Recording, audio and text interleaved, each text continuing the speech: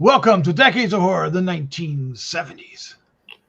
So what he came up with was a parasite that's a combination of aphrodisiac, oysters, and venereal diseases that will hopefully turn the world into one big, mindless, beautiful orgy. Huh? This is episode 198, recorded September 13th, 2023. Gruesome Magazine. I am your host, Doc Rodden, and this podcast is about horror films released between 1970 and 1979. Each episode, my co-host, Jeff Mohr, and I will tackle another classic, or not so classic, film from this wondrous, groovy, gory, and influential decade. All right, with me this week, of course, is my co-host, Jeff Mohr. Jeff, how you doing, sir? I'm doing great. I need to apologize to Chad that when you copy and paste something, you should do the whole thing, not just the whole thing. But he handled it. Professional, dude. He handled it well. Professional. Handled it well. Yeah. Master of improv. As opposed to me, who's decidedly not. Anyway, brain fog. Looking forward to this.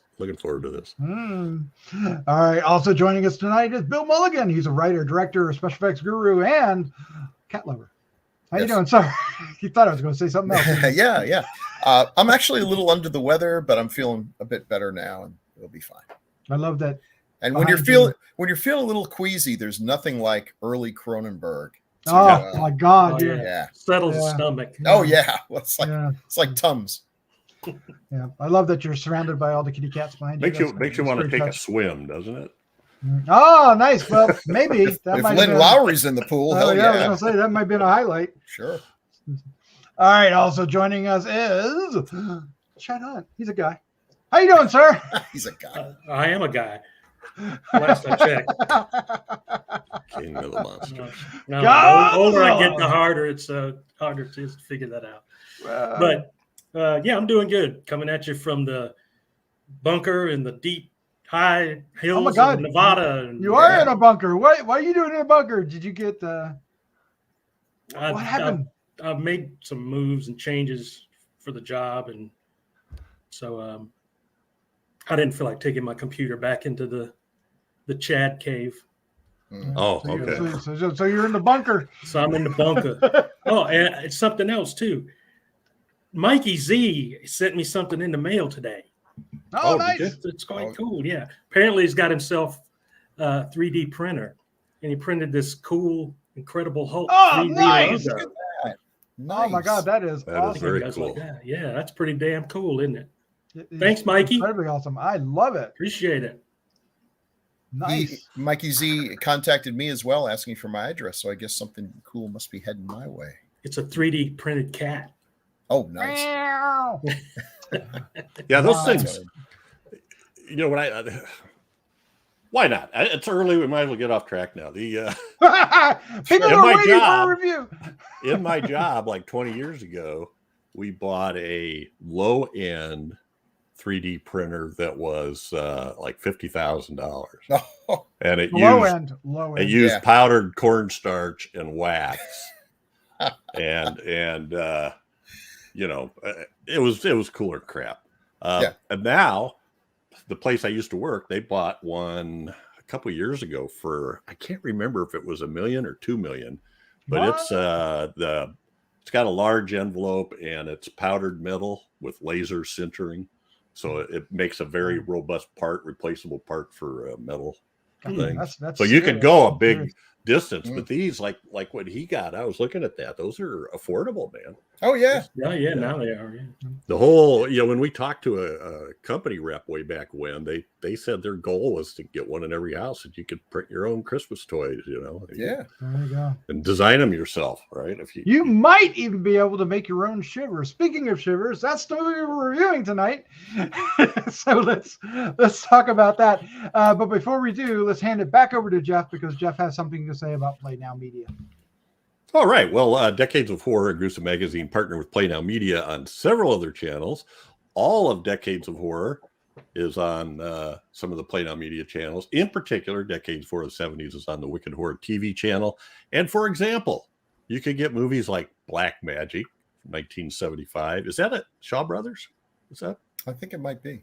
Might be. Anyway, Don't Torture a Duckling, a Fulci flick from 72. Don't Rabbit. flush the toilet. What?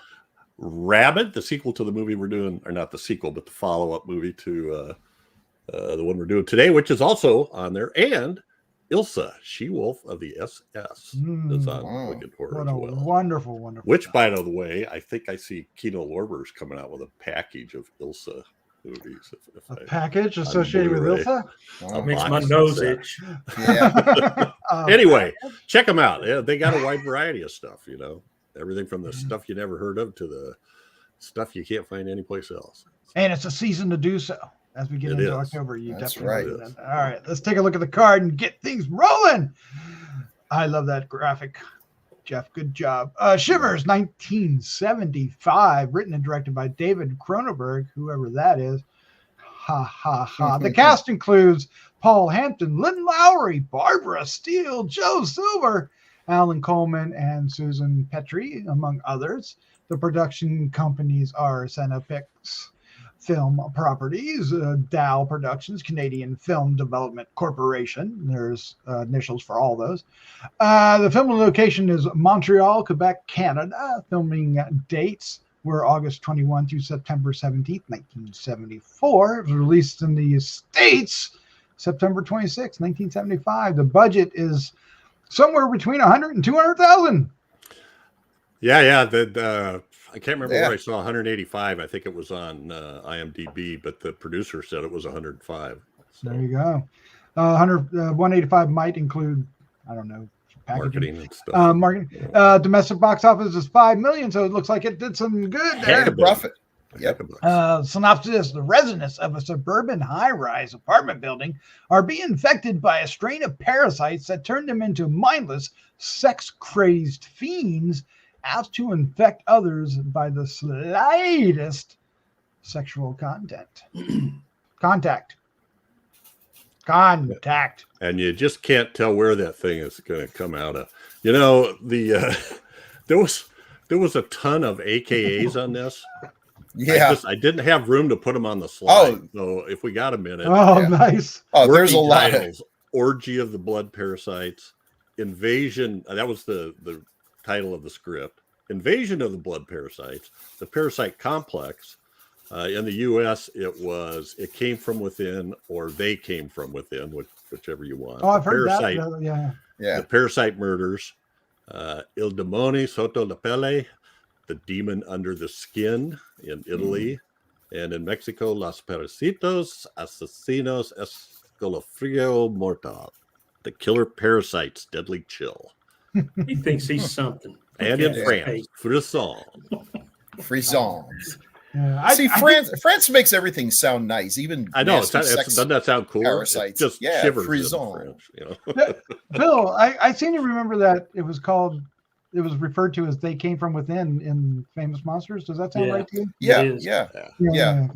Which of course is it's wrong. They didn't come from within. They came from without and they got in. But then they came from within. Well, I guess. Once they got there. That's too long of a title. It came from them. Yeah. Okay. First they came out. First they were out, then they came in. And then they keep pulling me back in. Let's just go with all right. Frisson. I mean, if I went to the doctor and they were like, "Oh, you've got frisson," like, "Oh, that sounds kind of nice." Like, "Oh, wait a minute." It's better than you've got fromage. Yeah. That's what I get at the coffee shop. I'll have one of those frisson. Omelette du fromage. All right. Before we get too far off the rails, guys, let's talk about when we first saw this. What was our first impression, and does this film hold up today? Let's just go in order, Chad, sir. Let's have it. I've watched this 6 or 7 times, maybe. Oh, wowzers! My Okay, entire cool. life, and I don't know why I did it again after the first time. Wow! What are you saying, sir? It suffers the same fate as a lot of Cronenberg movies early on before he got big budget backing to do his movies. Just crappy actors. Well, Some were. Some of the acting was very good. Oh, someone's really good. Yeah. But his leading men have are not. There leaves a lot to be desired, especially this guy. What was his name? Doc Paul Hampton. St. Luke. Saint Luke. Yes, him. St. Luke. He. What do you think, Doc? What do you think about that?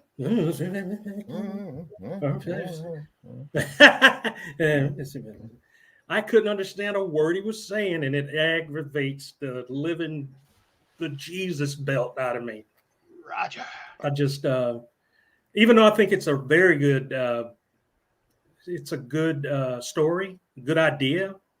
And it's just that I wish he had the money to have realized this as a better film, a better production wise. You've got Barbara Steele in there, who was amazing. And all the principal characters were amazing, except for that doctor, Jean-Luc Picard, whatever his name is. Jean-Luc Picard. Pepe Le Pew, something like that. He's just annoying. He's annoying. He doesn't have that. He doesn't have what it takes to be a leading man, I don't think. And he didn't even seem like he had what it takes to be a doctor in a film. But just that annoys me. It really does. Otherwise, I like the movie a lot. Just some of the acting choices and casting choices were a little off to me. I love the other guy with the glasses that was doing all the exposition on Joe Silver. Joe Silver. Yeah, Joe Silver he was amazing in this as well. And apparently, up to that point, there was no point of reference on what a sex zombie should look like, because people couldn't tell the difference between a sex zombie and an undead zombie, apparently, in some of these scenes, because they're walking the same way a undead zombie would walk. And so it's just little things like that doesn't put it very high on the Cronenberg checklist for me. But I like them. I like the movie. I've watched it enough times that I really like it, and just those little points really bother me. But anyway, fair enough. Bill Mulligan, sir.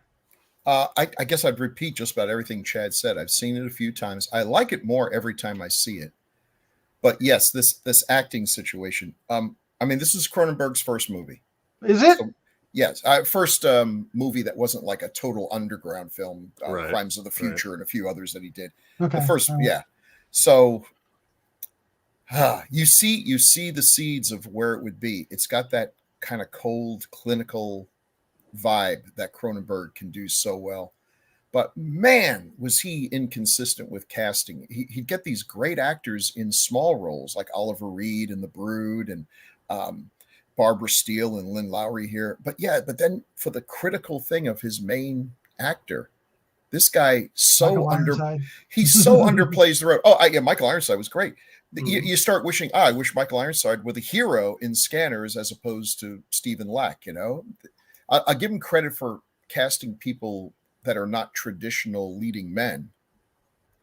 But then you start seeing, well, now I see why there's a tradition of having charismatic leading men, because we care about them. It wasn't until like Videodrome and especially The Dead Zone that he managed to find guys who were both quirky, but also really good actors that you could like Christopher Walken. Christopher Walken was made to make Cronenberg movies. That's what Cronenberg needs. And or Jeff Goldblum, guys who, yes. Yeah, but that Twitchy being guys, said, yeah. this is a pretty good low budget movie. It's well made. It's disturbing. It's one that I'm glad. Well, actually, haven't they remade this? I was trying to find out. I feel like they were going to remake it. If it did, it kind of sank without a trace, and I can see why. I don't think so, unless they change it. Good. Well, I hope they don't, because I know what they would do. He really used a lot of suggestion, and that's disturbing enough. When you have rapey sex parasites that are taking over, townhomes, and boy, did this really drove home my idea of hell is something like this complex. I hate. I'm so happy I'm in a house by my, with my wife and cats. I never liked being in apartments, and here's the reason right there. Everything about this place they didn't even need the sex parasites to get me kind of itchy. It just reminds me of what Itchy. it's like. I like to have a bunch of Mongolian traditional stomp dancers living above your house and just the worst. I hated those things. But what they would do now when he opens up the door and there's the father and the daughter and the guy's just my daughter, like well now taboo, right? A little taboo. Now they show so much more. They show because they can get away with it, and it would be gross. It would be disturbing, and you're trying to be disturbing. I think he was plenty disturbing without showing very much. The elevator scene with the little elevator, horrific. We don't need to know. You never saw anything, but the door. She's opens, eating whatever the hell he was eating when he got in there, and that's enough. Yeah, it's but yeah, you're right. There was two other kids that were running around doing gnarly things. They were on chains, right? Didn't they have like two little? There were two little dogs. That whole scene where he's just running through, and everything's gone straight to hell, and here's the two people there. It's like he got locked in that room in the back of the porn stores from back in the day, and no one had thought to arrange the videos in any kind of order. So here's some S&M, here's some gay porn, here's a guy with his daughter. Everything you could possibly not ask for was there. It was a great job, but the hole in this movie is the absolute lack of charisma in the leading man, who apparently was a very talented musician. Don't want to take anything away from him, but he reads his lines like he just was given them right before they said action. Not too much on the inflection. Not too much on the reaction of anything. No. Kind of just wandering through. Yeah. Lynn Lowry's amazing, and Barbara Steele is Barbara Steele. Enough said. Yeah, and there's a little taboo scene for 75 with her, but not really now. So, all right, well, awesome. Jeff Mohr, sir, welcome back. What is when did you first see this? What was your first impression, and does it hold up today? I think I saw this on videotape in the 80s sometime. Oh wow, nice rental. But so I like this, and I like it because of part of the reason is because of what it is. Everybody's exactly right. This was his first film where he could actually pay people, but according to him, he didn't know. He was shocked at how much he didn't know about filmmaking, even though he'd made a couple of underground films. Because he said, I sat down with the producers and they started talking about, well, this guy will do this guy will do that. He said, I didn't know what any of them did. What's a production assistant do? What does a production designer do? What is what's a focus puller do? And he goes, I guess I was a focus puller. I just didn't know that's what you call it, when I make my own movies. So he was learning as he went. And he even talks about how when he was watching the first rushes, he was really worried after the first couple days, but then he noticed him getting better, because he wasn't getting his vision on the screen, but apparently he was learning as he went, maybe learning how to get along with his cinematographer or something. So I kind of like this. I agree with Paul Hampton is you could not underplay this even more, almost to the point of you can't even hear him sometimes. It's subdued. He's talking so quietly. But everybody else in the movie is pretty good. We got a whole passel of quirky, weird characters, and that doctor in the opening scene with Annabelle upstairs. Wow, that guy was intense. He had to take his shirt off, didn't he? Oh, he I know. Yeah.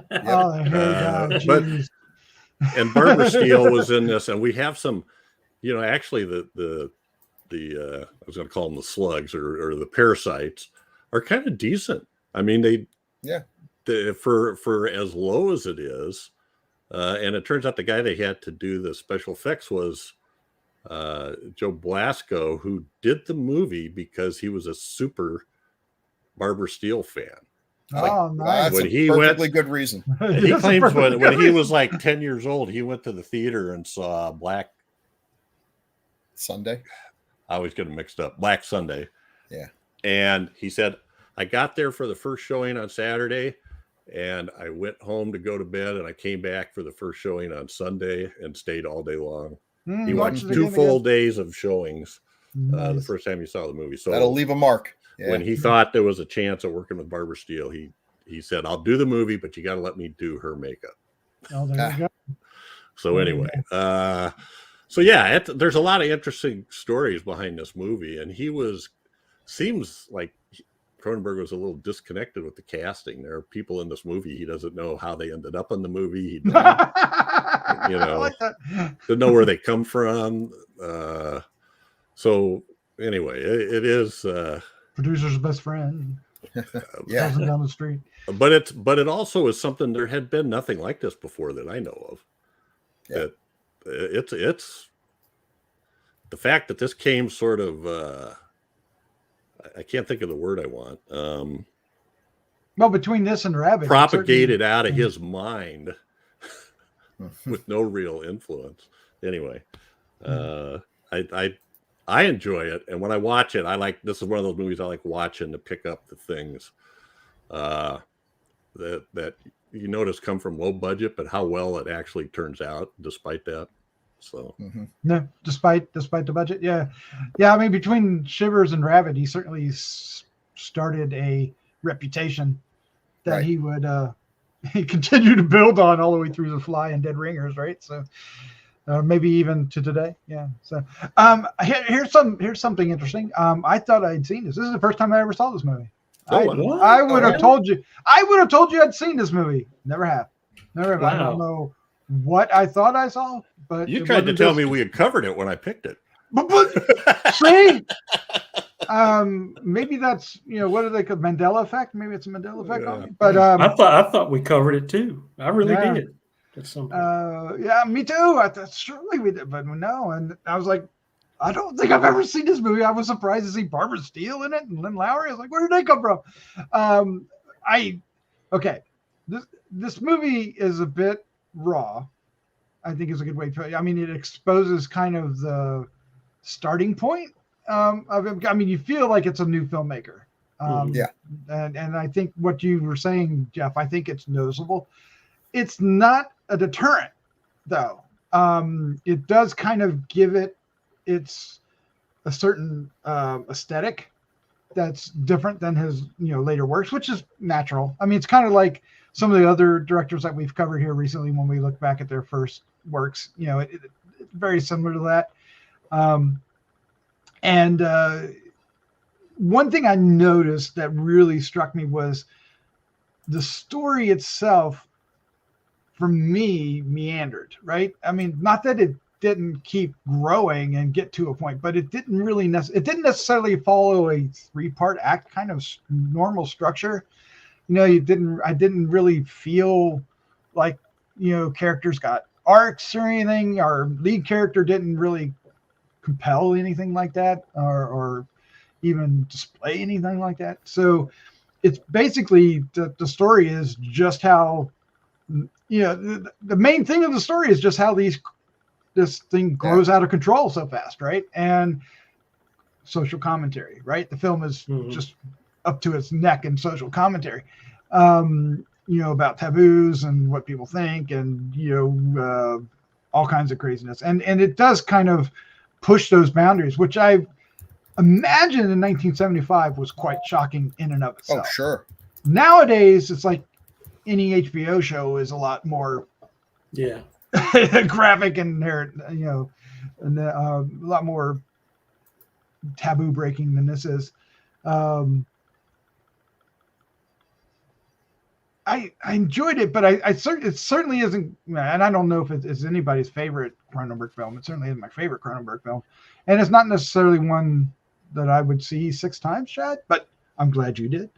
But at the same time, it's I don't know, the thing I got out of it the most was how much it promises for the future. Not necessarily for this film, but for the filmmaker, right? Because you feel, and imagine that back in the 70s that it would even be more so, right? You feel that, okay, this guy's got something to say, he's going to do something. This is a little rough around the edges. It's the first film, I get it, and and as we know, he certainly did. Right, Cronenberg certainly did. He's one of the our most talented directors, from 70s on for certain. I would say, wouldn't you? Oh yeah, absolutely, big time. And so, all right. Before we get into everything, I believe, Jeff, there's something really strange and wonderful we do. There is. There's the strange part, right? A special feature. And anyway, everybody knows. Taglines with Chad.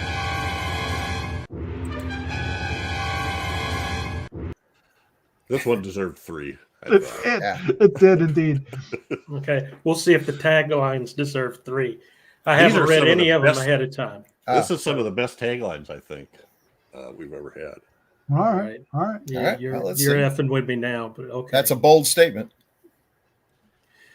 All right, taglines for the movie Shivers, aka They Came From Within, are: being terrified is just the beginning. Okay, maybe not that one, but the next one for sure. Keep going. No, not the next one either. Going mad is just the beginning. Well, young feller, make your mind up. Mad. Is it terrified or are you going to be mad? Okay. If you think you're not afraid of the dark, if you think you have a strong stomach, if you feel nothing can shock you, if you say you don't scare easy, if you believe you've seen everything, then prepare yourself for shivers. Shivers. Shivers. The new yogurt sensation from Kraft. The motion picture that takes you beyond fear, beyond your wildest nightmare, and brings you face to face with terror. Beyond the power of priest or science to exorcise shivers. I think I know what movie they were thinking of. Something influenced that. Yep, yes. Something Gotta with have priests that word and in there, exorcisms. Yeah. I wonder what it was. Where did science slip into that one? All right. What are they? Raging demons from another world? No. Thirsty creatures that must be killed, or absolute evil? I don't know that any of those things actually apply. What do you think, Harvey? Yeah, but they're good. Yeah. Harvey. I love it. I love it. What do you think, Harvey? Thirsty creatures. Okay. They possess men, women, and children and drive them to acts of unbelievable horror. No one is safe from them. No power on earth can stop them. The only escape is death after sex with whoever. Okay. Yeah. If this picture doesn't make actually, you scream and squirm, you better see a psychiatrist quick. Quick. Okay, thanks. Quick. He says. Oh, you didn't. Those were originals. Those were originals. Yeah, they were. They were. It wasn't the They were. greatest shock exploitation of our time or anything like that. The first two are. Yeah, well. Kind of. It's just the beginning, Jeff. It's just the beginning. So actually, all of these past the first two were lines from the trailer. Nice. Part of it was flashed on screen. The ones that caps were flashed on screen in inner shot with scenes from the movie, which was a pretty damn good trailer, I thought, actually. And that's been. It certainly has. Taglines with Chad. Yay. Chad. I just want to stop everything for a second here because there's one name that we need to mention that's hidden into the production of this, and that's Ivan Reitman was a producer on this. Oh, yeah. Mm-hmm. Which is, it's notable. Yes. Mm-hmm. All right. Well, go ahead. There was some really interesting stories about this. Cronenberg wrote the screenplay, and Synopsis bought it, and he told them, "You have to let me direct." He wouldn't sell it to him unless they had him direct. But they kept trying to he had other companies that were after him to let him somebody else direct, right? Because he didn't have anything really under his belt to show for it. So he claims he was in LA for something, and he was having lunch with Jonathan Demme and Barbara Steele. As we all do. And he was talking about the new thing he was working on, and Demme said, "Oh yeah, they asked me to direct it." Oh wow! And Cronenberg's like, "Wait a minute," and then he goes, "Oh, I guess that's why they never sent me the script. I told them to send me the script, and I never saw one." So anyway, there was it took a while to get that in, and Ivan Reitman was a buddy of his. So a buddy of whose? Demme or Cronenberg. Okay. Also from Canada, I believe. That takes that takes Canadians. a lot of guts too. You haven't really got a lot under your belt, and here you have a screenplay that they're willing to buy. For most people, that would be the greatest thing ever. And he's like, this is just a stepping stone to what I really want to do, which is direct and stick to your guns. And it worked out. But that must have taken a certain amount of courage. Well, there's a number of directors of this era that had those kind of Stallone. right? Stallone did that with Rocky. Rocky. Yeah. But I would say, you could say Carpenter. You could say a number of directors out there that followed that. Well, and these guys, according to them, there really hadn't been any Canadian horror movies before now. I'd have to look I into didn't that. go But searching. none come to mind. Plenty horrible. Plenty There were after. horrible Canadian movies, but I don't know if they were horror. Yeah, and this company, Synopsis, had done sort of softcore Yeah, they did trash. porn that looked really good, artistic porn, I guess. But Artistic porn, the best kind of porn there is. No, the most boring kind. Anyway, Not that I would know. so there was really no reason to go. Right. This is a good investment, for anybody. But it made money. I think this was Yes, their it most did. profitable Made a bunch of film. money. Yeah. So there you are. Lesson learned. Yeah.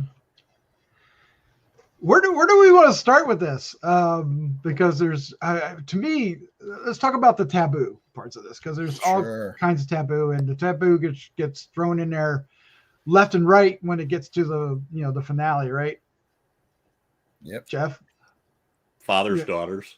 father, yes. Yeah. The two in the elevator, we talked about that. Right. The two. mother- It's not totally brand new, but I bet it was pretty new in Canada. The two women, Barbara Steele and the two men that come to the door. The two men. The two men.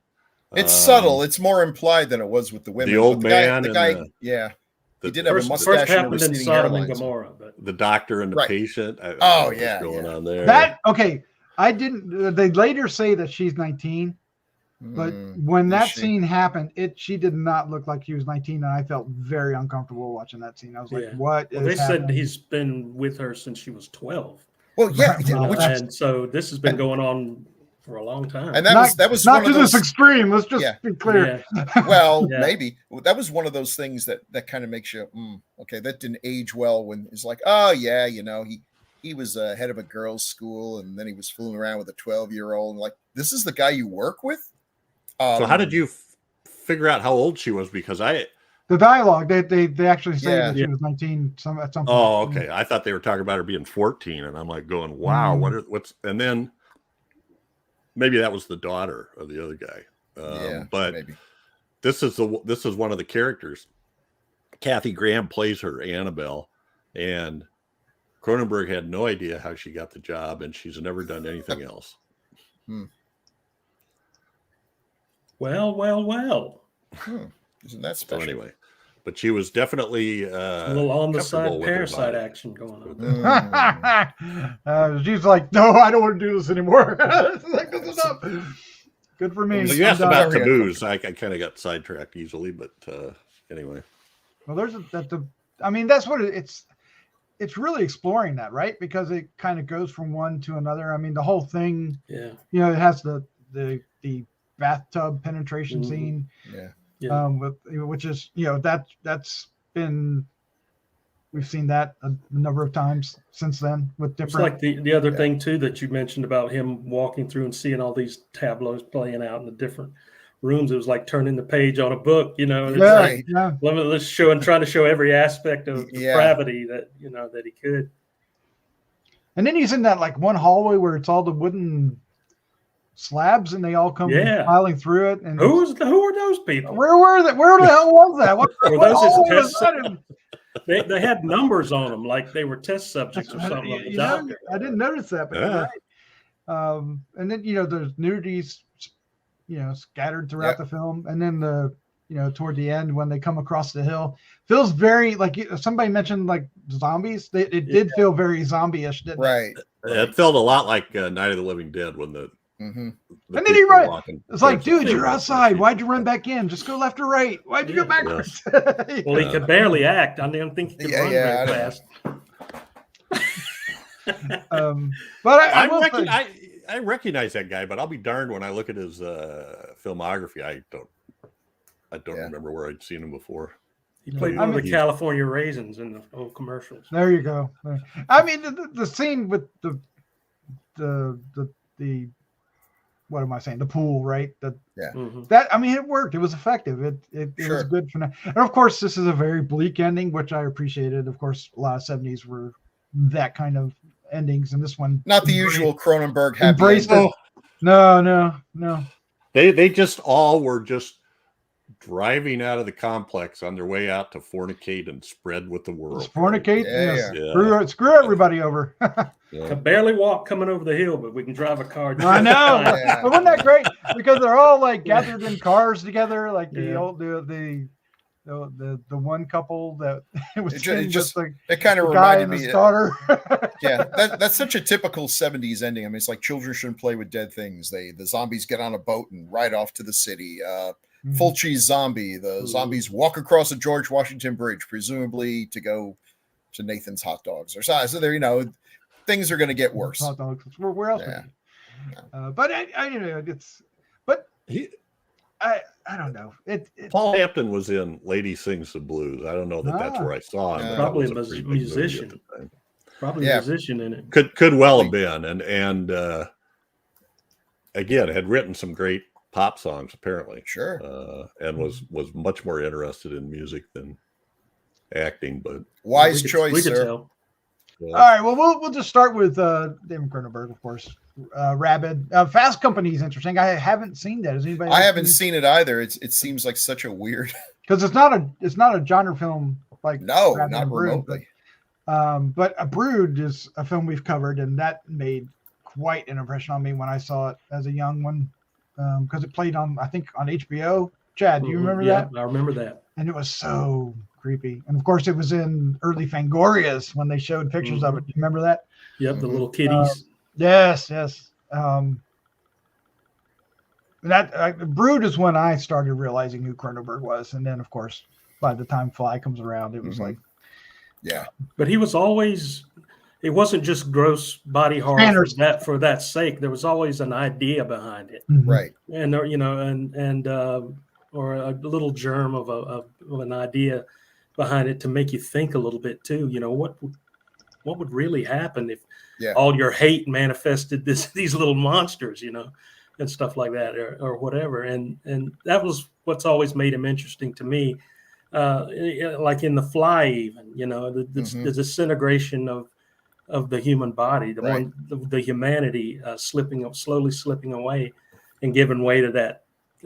I think they call it insect politics. They talked about in the movie. It's just always interesting ideas behind his movies too. Yeah, and I think Scanners was the one that first put him on my radar. And of course, everyone just wanted to talk about the head blowing up. Yeah. And it's in the beginning. It's great and everything, but it's not. The whole movie is not just heads blowing up. I mean, it's just to.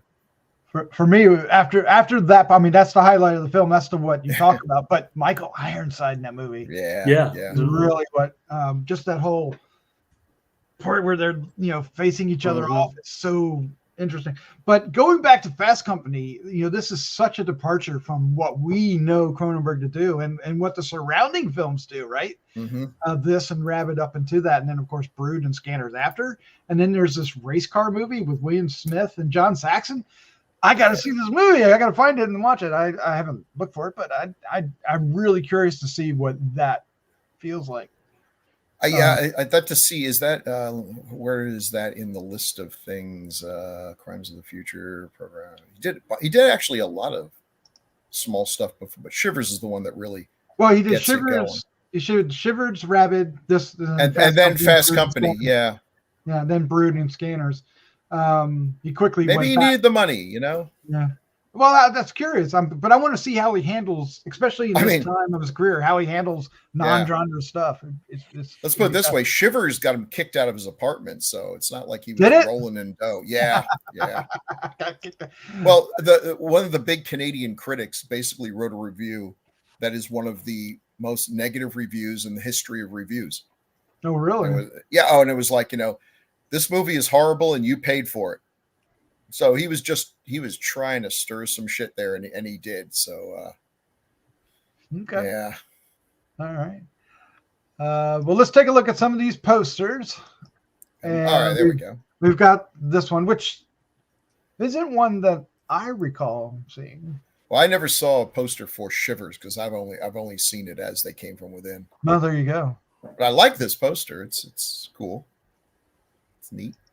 Yeah, that's interesting about They Came From Within, right? That's how I think I knew it up until it got commonly known as Shivers. Yeah, I watched this movie and thinking I was watching going to watch a different movie, and I get halfway through it, and I'm like, hey, I've seen this before. that happens a lot with 70s films. Yeah. I mean, they get renamed with the going into the drive-ins, and they get renamed going from country to country, and who knows what you're going to get, right? And then we have poster 2. That's the one. That's the one. Yeah. TERROR beyond the right. Yeah. Cheerleader on here. TERROR. Well, it's got the spaces in the. Yeah. Now I wonder what got cut out, because I watched this when I watched it this time. I saw it under the title Shivers, and there were some comments about, it's good to see the original without all the cuts. And it's like I wonder then what was cut out. I didn't remember some of the things being in it, but it's been a while since I've seen it, so I don't know what they took out for America. I feel like they took out a lot of the scene where Joe Silver is trying to get this thing off his face. I felt like that was longer this time than I remembered it. That was a pretty gruesome scene. Yeah. And then following up with the murder on top of it. Yeah. Yeah, and there was a story about that too. Something about the chemicals they were using were particularly noxious, and he started throwing up, and they Cronenberg quick called Reitman and said, I don't know, you might have to go to the hospital, and they were trying to decide what to do, and then he was okay after that. What chemicals? Chemicals for the blood? I think so. Something that they were putting on it that they were smearing all over their face or something. Probably to make it smoke or something, maybe. That was it. That was it. Oh, it was whatever made it smoke. Yes. Yeah. Well, that does sound like a bad idea. Yeah, because I know his stomach, the other guy's stomach was smoking too. When he came in the room, he had that hole and uptight David Schwimmer. Yeah.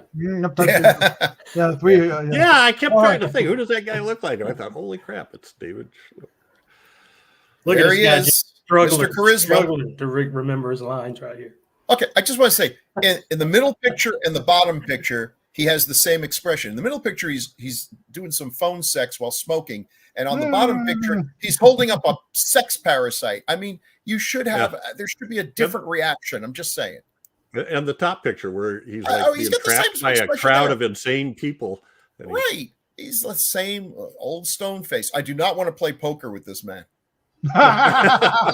Nicely done. Nicely done. You see the numbers on the wall there? They had those all down. That's what made me think there were test subjects that were getting loose or something. Oh, yeah. Well, so that's another kind of interesting thing here is he said they didn't have enough money to dress the sets. So they put posters up in the elevator for anybody that would let them use their apartments as is. And then they looked for apartments that they thought kind of fit the personalities of the characters, Yeah, interesting. So when you look, so that's why there's some of those apartments have posters, some of them have artwork, some of them they're kind of bland, except for Barbara Steele's apartment. Looks pretty cool. It's got like one of those old psychedelic hippie rugs on the floor. Looks like something she'd be in.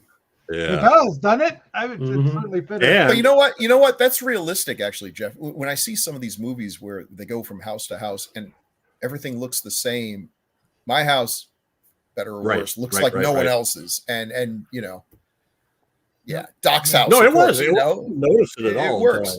So I read about that, and I thought, that makes sense. It's people's houses do not look like movie sets. It's and he did a lot of.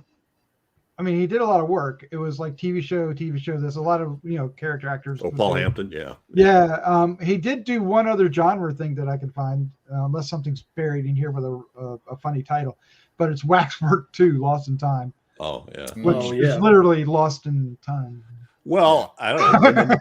Women of the Prehistoric Planet? Maybe. Wait, really? Yeah. Next Step Beyond. He's in a TV show with that. Says he was. Huh. Wow. Where you see that? Oh yeah, that was before this in 1966. But clear down at the bottom. Oh yeah, well, that's co-starring with John Agar. Agar. Interesting. But a lot of stuff like Benson and Lou Grant and FBI and Chips. Like every other actor in the 70s. Stuart Margolin. Oh my God. He's got a lot more credits than I thought. So. Didn't warm up to him here. Let's talk about Joe Silver. Sorry, real He's quick. Great. He is awesome in this, and he just when he's talking about what this one of the dialogue that you said. I think the dialogue you said at the beginning was his dialogue, right? Yeah. Orgy and everything. He just says it's so matter of fact, but yet the inflection in his voice and he's got an awesome voice. I mean, it's just so. I mean, he's a good actor. That means he can read that and say, "Hey, I can make this interesting." If I say it this way. But what a great character actor! He's just always he's one of those guys. You see him in a movie and you go, "I know him. Right? So he's going to give us a good job." Now the problem is, take nothing away from the man. He does not have a leading man face. He's got a face for podcasting. He's a character actor. Yeah, definitely. Yeah. But I would have rather watched him in this movie leading the way here, but no, he'd have been 100 times more interesting. Wouldn't that have been interesting? It would have been interesting. He and Lynn Lowry were the only characters I really cared about what was going to happen to him. So I agree with that. And we'll get to Lynn in her in a second, but her reveal was pretty good. But you're looking at, he did all kinds of stuff. So this is the middle one is Rabid. He was memorable in that. And the bottom one, he did some with a voice like that. He should have been doing nothing but voice acting. But he did a lot. That's the Crypt Keeper from Creep Show 2. Yeah, he did some Scooby Doo, which makes sense. Yeah, sure he did. look, he looks like a Scooby Doo character. He looks like when they pull the mask off the guy at the end, it's Joe Silver. And I would have gotten away with it. And then, it would have been great. Hand me my glasses. He was in a movie that I think a lot more people should see, and it's a movie called Death Trap from 1982. Oh yeah, with Michael Caine, Christopher Reeve, Diane Cannon. Yeah, very good. Good movie. Probably playing. I think that's an Ira Levin wrote that play. I think. I don't know for sure. I suspect Joe Silver seems like a theatrical actor, like someone who did a lot of plays, and definitely could have projected his voice out into the cheap seats too. Yeah. And wasn't the pickle its own character too in this? the pickle. Well, everything that man grabbed was his own character. Wow, that can come out right. But Ryan's Hope, he was on Ryan's Hope. Jeff, did you watch that one too in your soap opera days? Nope. General Hospital. You missed that one. Seems to me like maybe some Days of Our Lives in there somewhere, but I think Ryan's Hope was on too early. That was like the 11:31 or something. How do you guys know so much about soap operas? Never you mind. Oh, we had Sisters. Yeah, that's the ticket. When you have days off, But I worked a job for 13 years where I worked. I'd had one day off during the week and 2 days that I worked afternoons and evenings. So I had gotta catch up on my stories. My stories. Yes. Yeah. But look at that top picture. Everything about this, holding the pickle, the badly done tie, the glasses, the disheveled look in the back. I mean, you look at that picture, and I feel like I know this character. Yeah, In a absolutely. still picture, I have more of a sense of who this guy is than I did watching the entire movie with the leading man. I don't know what that guy and thinks. all the pictures that we Which showed is the them. definition of a character actor, Yeah. right? Yeah. I mean, that's what it is, Right. right? And meanwhile, he's giving the exposition for the whole plot behind the parasites and everything. And you're glued to every word he's saying. Right. That's, Yeah, that's it's the way you actually deliver compelling. exposition, right? If the first guy did it, if the leading man did it, he'd have a PowerPoint and a laser pointer and like next beep, you'd be asleep. Be all monotone, you wouldn't understand. Right. This is a sex parasite right here. But you Ben got Stein. Yeah. But you can speak to this, Bill, because you write scripts and a book. That the exposition is the hardest thing, really, to shove into a screenplay. Absolutely, and it's death. It is death warmed over. I just want to say to any screenwriters out there, if you ever write the words, as you know, you need to rethink your entire scene, because that's the sign of just exposition. Is, as you know, blah blah blah. Well, I know. Why are you saying this? Well, the audience doesn't know, and I couldn't think of any other way to do it. So similar to the old man sitting in the waiting room telling the same story to each lady in the doctor's office as they would get up and leave. That guy was interesting. It was weird. Yeah. This whole parasite. What do you call it? The nature and the abilities of the parasite were pretty weird, pretty different from person to person. Yeah. One person gets so sick they're coughing and gagging blood. The other guy, he's talking about he's been having sex with the 19-year-old too, apparently. Well, she's been out apparently with all kinds of people after she was given the parasite, right? Anyway. Hey Doc, I got this thing here, It's like, put that back in your pants. You know what they use for? I know I'll forget if I don't say it. Joe Blasco said they use condoms for the bladders. Yeah. Oh, nice. For the special effects. That's And Blasco Blasco was one of the first guys to, and of course Dick Smith too, in Exorcist, to use bladders, and it became a pretty cool effect. And Cronenberg really liked them, because we see those in Scanners too, and probably, I think maybe Videodrome. It's been a while since I saw it. I thought it was really effective here. The scene where Barbara Steele gives her parasite to the other woman, where the throats, you see the throats just. Oh yes. That was well done. Yeah, it was that certainly took that Taboo to the score. Right. All right, let's scene talk. where uptight David Schwimmer was looking at his stomach and talking to him each week. Yeah. You're Come on out, boy. Come on out, boy. You're gonna be something when you get big. He was talking to him. It was hilarious. It was just me and you, kid. All right, let's talk Curly, about Larry, and Mo. Rower. She is fantastic in this. She movie. really is. And I would just want to kick myself. I was at a convention where she was there, and for some reason, it just didn't register with me who she was. And after it was over, I went, I need to look up who was that unusually attractive looking woman. And it was like, oh my God, she was in I Drink Your Blood and Shivers. I love those movies. Why did I not? She has got a unique look. Those eyes are really something. Yep, the cheekbones, everything about it. It's like a cat, almost like she's got kind of a Sandra Locke thing going on there, but I think way sexier. So that was another thing Cronenberg talked about, was he was sort of disconnected from everything outside, because he didn't really know what everybody was doing. You show up for the scene, and so we've got shots where she has, I think there's a shot where they're coming down the stairs or something, and she's got really nice flowing hair with waves in it. It's really done nicely. And then there's other ones where it's just kind of hanging, sort of limp. And Cronenberg said something to him, well, let's make her hair like that every time. And the guy goes, we can't afford it, because it wouldn't last the whole day. So we'd have to do it, multiple times a day. And so the continuity of her hair is off.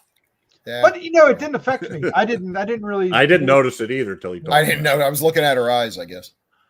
But No, yeah, she's. He said the same thing. She's got he said a really unique, attractive look. You know, she's very sultry, very sultry, very sultry. Very sultry, there thin, you and go. it's usually not my favorite thing, but it works here. It just gives her a vulnerable look. You know, you feel like she's in danger, and you're worried for her. So that picture on the top there, where she's just stood up in the swimming pool, she said that's her favorite scene in all the movies she's done. Ah, nice. In terms of what she her. looks like. Mhm. She just loved the look of that whole scene. Yeah, Must well, be it's cool. a great look. I mean, she's looking at. I mean, it's Yeah. you can read a lot into that expression. We know that Yeah. she's infected with the parasite, but she's not overdoing it. She's not ha ha, or you know. There's so many actresses would have overplayed it. I guess she was inspired by her leading man to underplay the role, and in this case, it worked. In this But case, she it was in worked. She was in the Nice. Crazies too. I forgot that. That's Yeah, right, she was. I Drink the Blood, Crazy.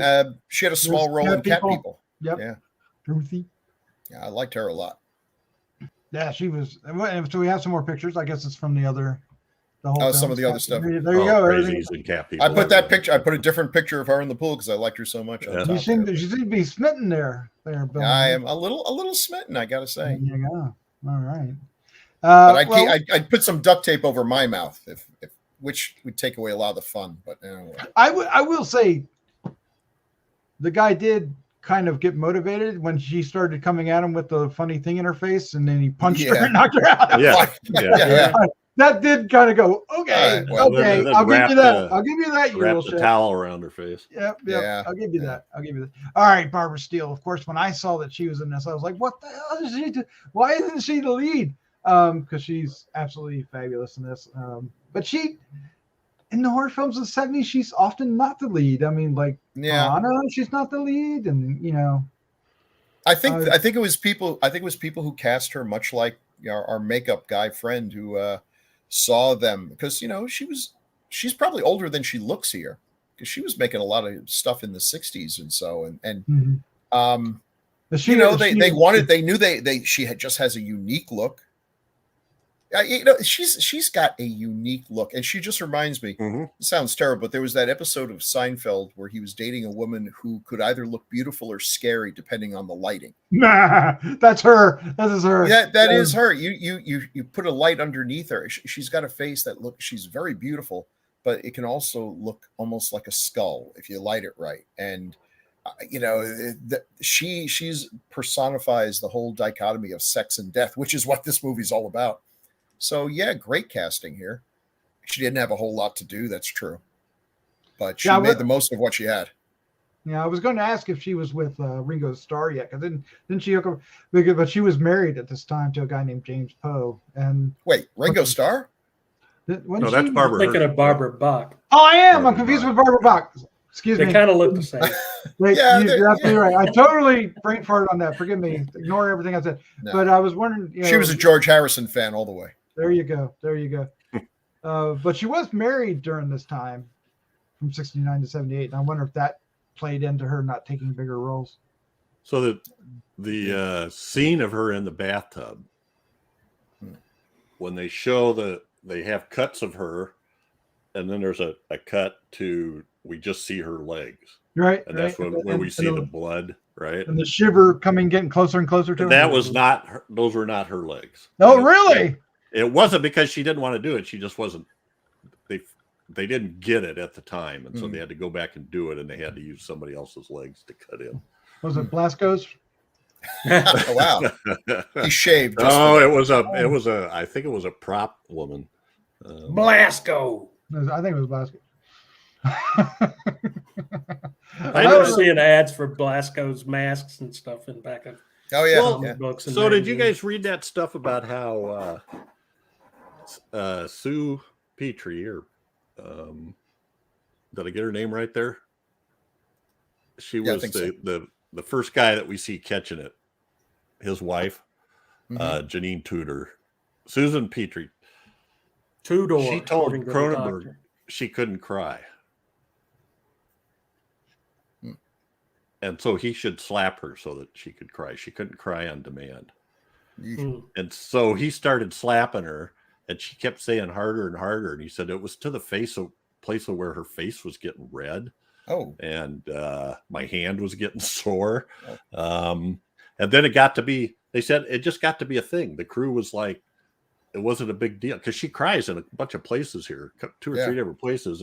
And it'd be like, okay, so now it's time for the slapping. Well, the she one had time, her own little parasite thing going on the side. Yeah, one time Barbara Steele was there and she hadn't been there for the other ones. So when it was all over with, apparently she grabbed Cronenberg, like by the lapels and was like, what the hell is wrong with you? What are you doing to that woman? And then they all had a discussion, and yes, she's asking for that. And then he said, the next thing she said was, do I have any crying scenes? No, Nice, no, nice. Mrs. Steele, you do not. But speaking of, Oh yeah, look at all these. I just Yeah. look at all this stuff. What She a is long hair of the death. We did that. long hair Long dead. hair dead. Look at that picture of her there with the crimson cult. Isn't that a great She's the only good headdress? thing in it. It's a great That's headdress. Terrible movie. Oh my God. She was good in. She was just good in everything. That picture of her in the monster books back in the 70s made me want to see that movie. Right. Just because of that headdress and the way she looks, and she have this like a green tone to her. Green, yes, very green. She's just great. To me, she is gothic horror. If you're talking about classic gothic horror, it pretty much has Barbara Steele. Oh, she's Bava knew what to do. I mean, in Black Sunday, she is stunning, and you just can't take your eyes off her. She made a great Morticia. I mean, that movie has a good cast. We got to cover it at some point, Jeff. Right. And what's that?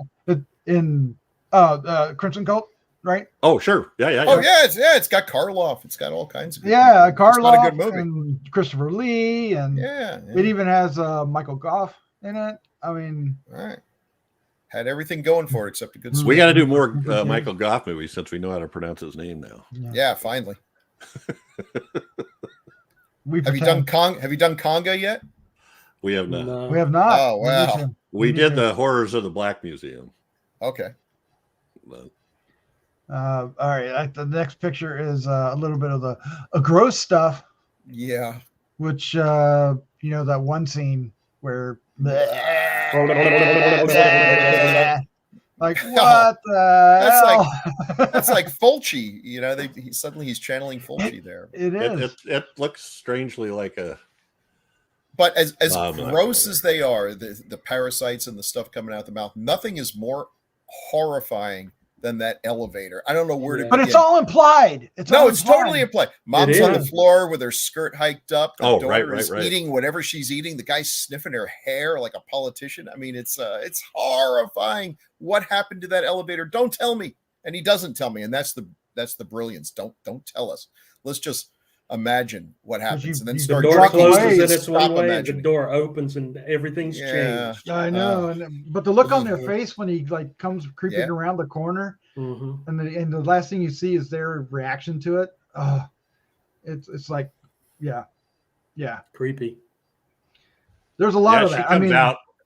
She's munching on something too. She's got something. Well, he was munching on something when he got, and I don't know if it was supposed to be a cherry tart or someone's eyeballs or whatever, but he's like cherry tart or somebody's eyeballs. I don't know. He's eating it all like it looked like cherry pie or something. Yeah, but he's eating it like he's in a scene from Tom Jones, and now he's. Did I mention how much I hate living in high rises? I mean, the elevators were half the reason, because you are trapped in there. They smell like what they smell like, and then at the last minute, someone you would never want to even be on the street with is now in the elevator. Yeah. And you're stuck with them for the longest unit of time imaginable, the time it takes to get up to your floor. Which is 10 times longer than it actually is, Yeah. Those little buggers got to crawling around pretty good there. I love the one where the guy, Nicholas Tudor, Alan Coleman, goes and pukes off his balcony and it falls on the old lady. On the elevator, on the clear umbrella. Yeah. And it's a clear. It's a clear. Oh, the dialogue there was wonderful. She's all worried about the bird. Oh my God. Yeah. But his whole bleh, bleh, bleh. Yeah. And then when the wife comes in and starts seeing it all over the place, she's like, ugh. It's hilarious. I do wish we'd gotten to know some of the characters in the high rise more, so it would mean more when we see them transformed. Mhm. You know, there just wasn't enough of that. I don't know if the script had room for it though. I mean They could have pacing- taken the some pa- the lines pacing- away from Mr. Charisma there. the pacing wouldn't allow for it. It's kind Yeah, of probably a not. strange pace in the first place until it Yeah. kicks in, because at first it's going from the doctor's office to Mhm. Silver's place, and So and what finally did the old guy in the opening scene? What was he? Was he cutting her open to? Why was he cutting her open? he I think wanted to kill get the parasites. kill. Yeah, he wanted to kill the parasite, and then Oh, he like it killed never himself gone instead. anywhere else. I mean, God. Well, he wasn't of his right mind. Can we agree He on definitely that? wasn't. No. And then he ends up slitting his own throat. Slitting his But own throat. I will say the editing of that threw me off a little bit. Mm-hmm. How that was interjected between the other scene that was happening at the same time, and it kept Right, going back right. and forth. That it just threw me pacing wise and storytelling wise, but it not that it didn't work. It was just like It is I couldn't- odd. How I it couldn't was. tell if it is it how did it relate to each other? When is it happening at the same time? What are we doing here? I mean, it all came together later, but Right. And of course, it's So- confusing too, because you assume, well, this is a rape. That's unpleasant enough. And it's like, oh no, we're taking this to a whole different level. yeah, and plus you don't know how old she is, and she doesn't look 19 yet, so made it even more icky. So Cronenberg actually thought, I don't know if he thought of this himself or it was where he went somewhere. He was someplace showing the film, and I think it was in Germany. And a guy in the audience said, "Don't you feel bad for stealing this stuff from the movie Alien? I mean, you got you got parasites, and they're inside the people, and they transfer through the mouth. You know, you leap onto their face, and he said, well, this actually came out long before Alien did, and then the German guy supposedly said, now we know who the thief is. Now we know who the thief is. I don't know if there's hilarious. much thieving there, but there's definitely an idea that's common. I do want to say that the effects of the shivers, if we want to call them something, parasites, hold up really well. I mean, we've seen things like this again, right, in other films. Was it Night of the Creeps has something similar? Slither itself has Slither, something similar. And this holds up just as well. It has a little bit more character to it, design wise. It's just because it has the ridges and stuff, and well, he's smart not to show too much of it because it was pretty much just moving on a string. But it works. It works, right? It works. He that was another thing that he showed, that he had Joe Blasco had him, and there was, I think there was, well, number one, when he has it coming out of the guy's mouth and it kind of moves around. He said that was a coat hanger. Wow. Bent it, and then when they had it moving on the ground, and it's sort of doing like a caterpillar kind of thing, that it was just wires, and there was like I'm not sure if they had wire in, like a coiled wire inside of it, so you pulled it, then it pulled itself back into position, or what, but it was wires on the ends of it that he was pulling it with. And the biggest problem they had was trying to, I don't know, Chad, you usually see that stuff. Did you see wires or I couldn't see wires, fish line or anything? nothing like that, but they did a good job, even when it was like twirling up the old lady's walker. Yes. Yeah. leg. Oh, I that didn't was see really it. good. I didn't see anything then either. So that Blasco boy, something else. Yep. Blasco. Bill Blasco. Oh my God, You thought- he did makeup for the Carol Burnett show. Yes. And Ilsa, She Wolf the SS. That shows range Yes. right there. Oh my God, yeah, and Adam's Family. Mhm. Julie Andrews. Oh my God, Garden of the Dead is a horror film, so that's one thing. Touch of Satan. Jim Neighbors Hour. There's a horror film. No, I'm just kidding.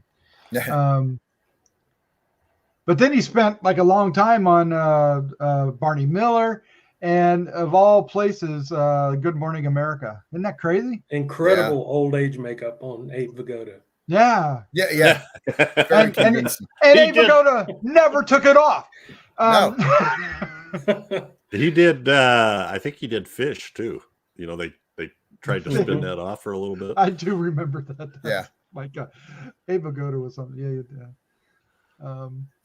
So the alien makeup on Soap. So I don't remember that story. Oh yeah. Richard Mulligan was kidnapped by aliens. What? love Oh Soap. God, I don't remember that, but that's hilarious. I loved Soap. Soap was a great show. But Clonus Horror, there's a film. It seems like most of his makeup is actual makeup, not this kind of special Right, effects. right. He's got a this Track is on the another one of those movies. guys that Track had on the like movies. training centers, makeup artist training centers. Yeah. He was a consultant on Ruby. Ah, So yeah. Interesting. I just wanted to kind of throw all that stuff out there. We really didn't talk about what else he did. So it's not necessarily special effects like other effects artists. He was into a lot of other things as well. Right. A busy guy, man. He just did stuff every year all the He time. did a lot of regular makeup. Yeah. Career guy. Yeah. Nice. All right. Well, I kind of wondered, I haven't checked into this, but I always wonder about, so the cinematographer on here, I didn't see any other horror movies off the top of my head. Robert But Sack. he did a series in the late 80s, War of the Worlds. And I don't know I think that might be Canadian. I've always wondered that too. Like, what did he? What? He's giving me shit. Giving you Okay, he did do Cannibal Girls, which was Cannibal directed Girls, by yes, Ivan Reitman. yes. So yeah. Which makes sense. All right. Let's go ahead and wrap this up. Definitely if you're a Cronenberg completist, you definitely come on. want to see it if you haven't already, like me, for some reason. Again, I thought I had, realized I had. If I did, Maybe you don't want to watch this with grandma and the kids, but or maybe you do, because that would be. we don't know your family. It certainly would be an interesting evening explaining it all, to both ways. Grandma, that's not what they're doing. But anyway, definitely check it out. And where's it playing, Jeff? It's basically everywhere, and it's on the Wicked channel, right? It's on Wicked Horror. You tell me where else it was. It's on Tubi. I watched it on Tubi. Yeah. It's even on YouTube. Yeah, and it's a really nice copy too. Is it really on YouTube? Yeah. Oh, I'm sure. If you look hard enough, you can find just about anything. But anyway, definitely. What I guess are we wrapping up Cronenberg for the 70s with that? Unless we do the car movie. I think so. Oh no. We've done a bunch. I mean, because we've done Dead Zone. I think 80s did Videodrome. Oh yeah, definitely. We did the What's Brood. the Twins? Dead Ringers. Dead Ringers. Right. Yeah, we've done that. That one got a TV show recently. Yeah, it did. The Fly has been done by at least one of the crew. Of course, you have to do the Fly. Oh, Fly yeah. is extraordinary. All right, well, there you go, Jeff. Do we have feedback tonight? We do. Let's have it. Let's get into it. You guys at the feedback? Yes. Hi, Chad. What are you doing there? Jeff? I enjoyed my time in the spotlight. Don't get used to it. Well, I got one here, especially for Chad. But first off, come on, let's take turns reading these. Let's do it, Okay, please. sure. First one is a general comment from Robert Baker. And Doc, why don't you take that one? All right. Robert Baker says, I just thought I'd drop you a line since you asked for more feedback. I've been listening. What happened? I've been listening to your podcast, all of them, for probably a year now. Being a fellow from North Carolina, like some of you, it's just taken me a while. We never hurry. We don't. Greatly enjoy your content, and it's rare that I find a podcast that holds my attention for very long. Greatly Thank you. appreciate that comment. Thank you. Yes. Thank you. I recently enjoyed your Lust for a Vampire episode. Somebody had to. It's an sorry, I should leave my comments out of this. It's an oddity for me that I like the film despite its flaw. Maybe because it was the second Hammer film I ever saw. That'll do it. The first was Scars of Dracula. Boy. Wow. So I think it helps. Both films. Not to know better. Not to know better. Would love to see you finish out the Blind Dead series. We intend to do that, and most definitely do Werewolf versus the Vampire Woman, or as I knew it, the Werewolf Shadow, which this movie has more names than that. Another Nashi film would be Inquisition. Love me those 70s Euro Gothics. Yeah. All right. Take care and be rest assured I am a loyal listener. Thank you so much. Awesome, Robert. Thank you. Cool. Thank you, sir. Thank you, man. Okay. So the next one is on episode 156. Mumsy. I put Mumsy there. It was actually Girly, and I can never remember the sequence. It's Mumsy, Girly, Sunny, and Share. somebody. I I'll believe think I of it kept here in a calling it minute. Mumsy. And Daphne was on that show. If I Because I wasn't. right. Yeah. Bill says proudly. So Chad, you want to read that? I know that was one of your favorite movies. Oh yeah, I think I'm the one that named it Mumsy, whatever it was. But Eleanor C says, this is one of my favorite episodes. I've listened to this repeatedly without even seeing the movie because all your reactions are hilarious. Oh my God, that's hilarious. That's great. Thank you. Last week, I finally managed to see the film and I quite enjoyed it. So thank you for the recommendation. That wasn't me. I'm sure that wasn't me, Eleanor. There's a song in there. So the somewhere, full Chad. title, the full title is Mumsy, Nanny, Sunny, and Girly. Okay. And I'm going to blame that one on Joseph Perry. He's the one that first told me about that. And I think maybe Daphne picked it, didn't she? Sure. Sounds like something she'd do to us. We'll go with that. It reminds me of some of the genre movies and parodies that were made in Czechoslovakia around the same time. Cool. Thanks, Eleanor. I have no reference for that. That's awesome. No. I'm going by I Eleanor's appreciate word that, on Eleanor, because I'm thinking maybe Eleanor might be the one that corrected us about something to do with Czechoslovakia. And was that an 80s episode? You guys don't remember? I remember, something but like I can't remember this. Well, Eleanor, send us the titles of some when. of these movies. See if we can find them. I'm intrigued Yeah. now. Then we have Not if one they're anything on, like this. That's that one. No. Stop. Episode 190. And that one was directed by Freddie Francis, too. Oh, well. Episode 196, Lust for a Vampire from Lone Wolf. Bill, you want to take that one? Okay. Lone Wolf says, no matter how you feel about Hammer, you can't deny that the company provides some of the most beautiful women you'll ever see on screen. True that. True that. It's like Arizona tea. Love it or hate it. It's always going to only cost you 99 cents. True. I'm not sure I get the connection. I don't. I totally missing the metaphor, but I'm going to go with it. Sometimes you can catch them on sale, $2 for $1. Yeah. Oh. Yeah. I saw Lust for a Vampire on Tubi, and those pretty women held my attention, unlike the rest of the movie. Glad you guys reviewed this. I have a few recommendations for y'all. The Night Evelyn Came Out of the Grave, 1971. Godzilla versus Gigan, a.k.a. Godzilla on Monster Island, 1972. Yes. And I'll double this one, Ganja and Hess, 1973. Thank you, sir. That's one Chad's been trying to get us to watch. We keep talking about that, but we never. I think it's gone from Shudder now. I don't know. That's why, you snooze, you lose. Yep. All right, and then we have one from on episode 197, Kingdom of the Spiders, that just hit the streets today. Hit the streets. I love it. From Mikey Z.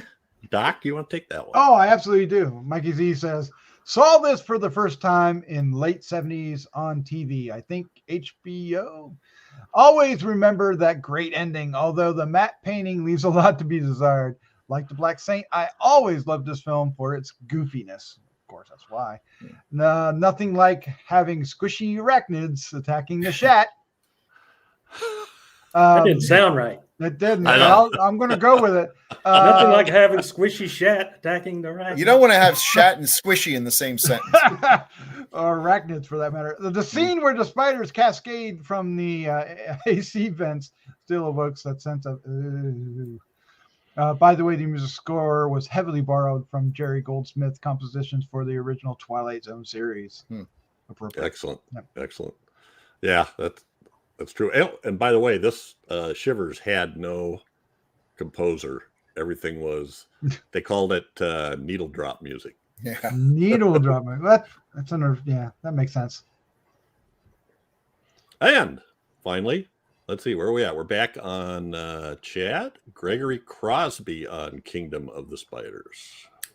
Gregory Crosby says, it just occurred to me that this is possibly the first horror film I saw as a kid that had the classic 70s downer ending. Ripped off from the birds, as I soon came to find out. Ha! If he talks like that, that's amazing. Yeah. That's great. Well, he is a writer, so, Thank you, Gregory. I appreciate it, Gregory. Yep. And Mikey and Lone Wolf and Eleanor and Robert, a first-time commenter. Thank you so much. Thanks. Thank you. Yes. And I really appreciate the idea of Eleanor talking about listening to an episode multiple times. I know. I'm Just so amazes impressed. me. I'm so impressed. Yeah. So it just shows you what you need to do is have me on less often. We can work that out. There's the secret sauce. I do want to circle back around to what Gregory said about the birds. We really didn't touch on that much, That's if true. at all. No, But it no. really does have the same kind of bird structure, with Yeah. especially at the ending. And people are right. driving out, Mhm. so, although they're not spreading the birds, they're spreading anyway. The webbing. People are driving away from the birds and the birds. Yeah, Yeah. they sneak out, get in the car, and they kick a bird or two. I don't think they're getting anywhere. That ending, I spiders. mean, I love the birds. The birds is one of my all-time favorites. I know you covered it on Yeah. the classic era already, but oh my god, I love that film. Just it's It is. such, It's a great such a movie. departure from Mhm. structurally from Oh, yeah. all other films, Everything. Mhm. especially that time. So anyway, I just wanted to kind of touch on that. Sorry. We'll circle back around to the show. Jeff, what's next? What is next? I don't Good know. question. Chad's pick. Let's go with Black Magic from 1975. Black Since we were Magic. talking about it, and I've never seen it. So.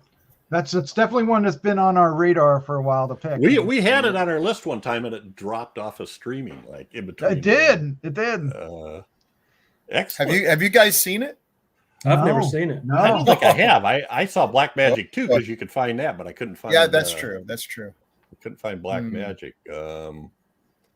Let me take a Supposed- quick look supposed here to be for really bizarre, right? Oh yeah. the Bizarro one, and it's I think. Oh, that's all over the place now. Oh no, Yeah. that's not the right one. Never mind. You're looking at a probably It's on Wicked Horror TV. So So every we place need to else, know. it's for money. It's pay per view. So Google, there's- Apple, and YouTube have it. Now, pay-per-view. do you have to subscribe to Wicked Horror? Or can you watch it with commercials? I'd have to log out and then look because So I know some they stuff play is, some some stuff of it, is right? premium only, but If I recall, it says premium only when it's that way, right? So when it's what way? when it's premium only, I think it's labeled that way. I don't Yeah, know. they have a section, but I don't. I think I just found it in the 70s list. There you So go. very quickly Chad, very brave of Just- you to pick that one. logged out. Can we go ahead? Okay, so that's episode 199, right? Yes, yes. We're approaching episode 200 in October. I know we've been holding a film for quite some time, a film that has been mentioned probably every episode at some point, even tonight. What film, Jeff, are we going to do for episode 200? Mumsy Well- 2. Electric Boogaloo. It is the 50th anniversary of this movie. Yes, it is, Mhm. and it might And have there's a movie coming. sequel coming out to it. And our very own Crystal Cleveland just moderated a panel at Dragon Con about this very film. And they alluded to it in one of the taglines for Shivers. Exorcist 2. The Exorcist. The Exorcist. Yes, I am so excited we're doing this. I've seen that movie, of course, 100 million times. So I think this will come out. This will come out soon enough. So Fathom Events is running it in your local theaters on October 1st and October 4th, Sunday and Isn't that Wednesday. great? Isn't that great to see that in the theater again? Search that, find it, and yep. I just watched it again 2 weeks ago for the Did you? Oh, that's still, right. Still holds up and still shocks. Yeah. My wife had not seen it, and I'm like, boy, this film really shocked me. Never? She never saw it? Yeah. I said, this film really shocked people 50 years ago. And she's like, yeah, well, 50 years ago it was easy to shock people. And then we're watching. She's like, oh, I get it. Yeah, I can see. Yeah. Yeah. I mean, there's a reason it holds. Oh, yeah. It's still high esteem. It is a wonderful film. Of course, we lost a director this year. Yeah, we did. But I have so many stories to tell. I'm looking forward to this. But of course, we've got to do Black Magic, which I'm excited about that too, Chad. I've been wanting to put that on our list for some time. So. Yay! Yeah. And then we start in the 200s with 201. And that's amazing that we've done 200 episodes. Oh, I thought we quit after 200. No. We've only begun. We haven't done, there's a bunch we still haven't done. We haven't done Texas Chainsaw Massacre. We haven't done. Really? I don't know. You guys probably wouldn't consider it a classic, but a well-known Last House on the Left. Yeah. Oh, it's a classic. I mean, we've always kind of steered away. I mean, we've done them, but we usually do them on the on the anniversaries, anniversaries, 100s or the 150s or 50. But so we've been kind of steering more toward the obscure ones, which is great because there's so much to explore in the 70s. But I am excited to touch on The Exorcist. Oh yeah. I will ask. I need to ask Michael about that because when I logged out of it, there was a little lock sign next to Black Magic. And when I clicked on the movie, it said created an account and a subscription. And I didn't go that far to see what it would look like. I suppose I should create a dummy subscription so I could see what it looks like. There you go. Well, all right. I'm a dummy. No, you're not. All right. Well, that is our review. Chad. Just ask Chad. Chad will never truly admit that. He'll. Hold on a second. I was trying to give you an answer. I don't know what's going on, Chad. Either you're sitting crooked or that conduit running up your wall ain't right. I'm on the Batman 66. Well, there's two conduits. There's two conduits. One is like that one's crooked right there. One is straight and one was installed by someone who was drunk.